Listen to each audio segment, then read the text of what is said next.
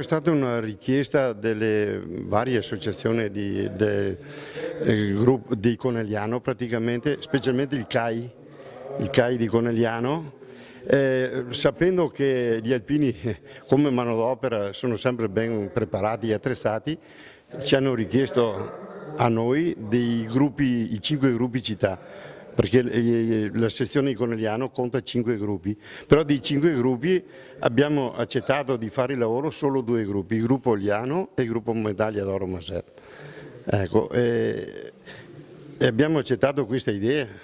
perché anche il Comune ha messo a disposizione un fondo per questi lavori.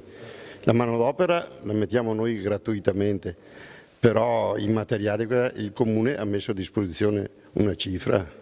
Tanti anni se ne parla col sentiero, ancora, siccome io lavoravo in Comune di Conegliano, ancora con il nostro assessore Meurin che ci parlava di questo sentiero e finalmente dopo tanti anni è venuto fuori una cosa concreta di poter realizzare questo sentiero, insomma.